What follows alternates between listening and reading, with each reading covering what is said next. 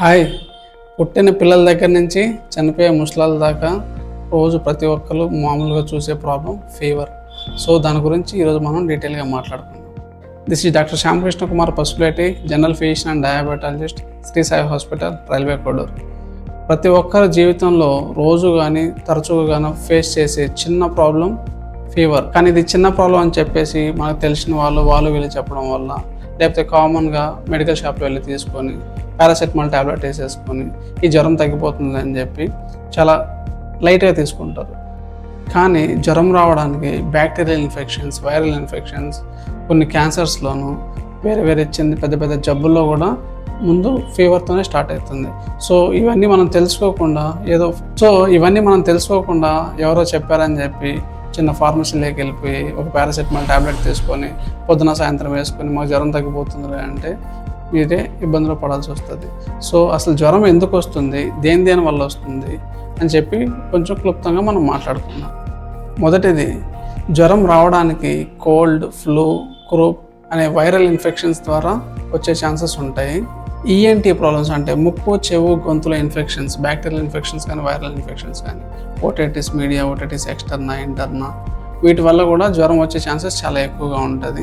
Respiratory tract infections అంటే ఊపిరితిత్తులు నెమ్ము చేరడం కానీ, నిమోనియా, బ్రాంకైటిస్, వైరల్ ఇన్ఫెక్షన్స్ వల్ల కానీ, బ్యాక్టీరియల్ ఇన్ఫెక్షన్స్ వల్ల కానీ, క్రూప్ కానీ, కాఫ్ వల్ల కానీ జ్వరం వచ్చే అవకాశాలు ఉంటాయి.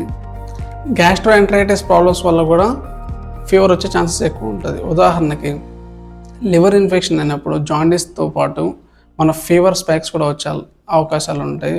అదేవిధంగా అపెండిసైటిస్ ఉన్నప్పుడు కడుపు నొప్పి, వామిటింగ్స్తో పాటు ఫీవర్ కూడా వన్ ఆఫ్ ద ట్రయాడ్లో ఇంక్లూడ్ అయి ఉంటుంది.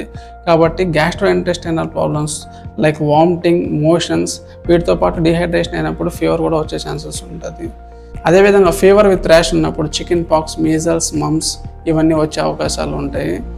దోమలు కుట్టడం వల్ల కూడా ఫీవర్ వస్తుంది. అది వైరల్ ఫీవరా ఏదనేది కూడా చూసుకోవాల్సింది. ఉదాహరణకి మలేరియా, చికెన్ గున్యా, డెంగ్యూ ఇవన్నీ ఏడిస్ మస్కిటో కుట్టడం వల్ల, స్క్రబ్ టైఫస్ ఇవన్నీ కూడా దోమపోటు వల్ల వచ్చే ఫీవర్స్. సో ఇప్పటివరకు మాట్లాడుకున్నటువంటి ఇన్ఫెక్షన్ ఎథియాలజీ వల్ల వచ్చే ఫీవర్స్. సో నెక్స్ట్ మనం నాన్ ఇన్ఫెక్షన్ ఎథియాలజీ వల్ల వచ్చే ఫీవర్స్ గురించి ఏంటో తెలుసుకుంటాం. నాన్ ఇన్ఫెక్షియస్ ఫీవర్స్ అంటే దీంట్లో వైరల్ ఎథియాలజీ కానీ బ్యాక్టీరియల్ ఎథియాలజీ కానీ ఏముండదు. ఇలాంటివి ఏంటో చూద్దాం. ఉదాహరణకి heat stroke, sunburn, sunstroke, అదేవిధంగా చిన్నపిల్లలకి వ్యాక్సిన్స్ వేసినప్పుడు ఫీవర్ వస్తుంటుంది. స్కిన్ ప్రాబ్లమ్స్, అట్రికేరియా ఇలాంటివి ఏదైనా స్కిన్ ప్రాబ్లమ్స్ ఉన్నా కూడా ఫీవర్ వస్తుంటుంది. ఎక్కువసేపు ఎండలో తిరిగినప్పుడు ఎక్కువ వడదెబ్బ తగలడం ఇలాంటి వల్ల కూడా ఫీవర్ వస్తూ ఉంటుంది. అదేవిధంగా కొన్ని క్యాన్సర్స్లో ఫస్ట్ ఫీవర్తోనే స్టార్ట్ అవుతుంది. అంతేకాకుండా ఆటోఇమ్యూన్ డిసీజెస్ అంటే ఆర్థరైటిస్ కానీ, రుమాటిక్ హార్ట్ డిసీజ్లు కానీ వీటిలో తరచుగా అప్పుడప్పుడు ఫీవర్ వచ్చే ఛాన్సెస్ ఎక్కువగా ఉంటుంది. సో ఇవి ఇన్ఫెక్షన్స్ మరియు నాన్ ఇన్ఫెక్షన్స్ వల్ల వచ్చే ఫీవర్స్. సో మనకి జ్వరం వచ్చిందని చెప్పి మనకు తెలుసు కదని చెప్పి పారాసెటమాల్ ట్యాబ్లెట్ వాళ్ళు చెప్పారు వీళ్ళు చెప్పారని చెప్పి ఏదో మెడికల్ షాప్కి వెళ్ళి ఒక ట్యాబ్లెట్ వేసుకొని మాకు జ్వరం తగ్గలేదని చెప్పి ఇలా చేసుకుంటూ ఉంటే మీకే ఏదో బ్యాడ్ కేస్ అయిపోయి హాస్పిటల్లో ల్యాండ్ అవ్వాల్సి వస్తుంది. సో ఏదైనా సరే ఫీవర్ గురించి డీటెయిల్గా తెలుసుకొని దాని తర్వాత ప్రొసీడ్ అవ్వడం చాలా మంచిది.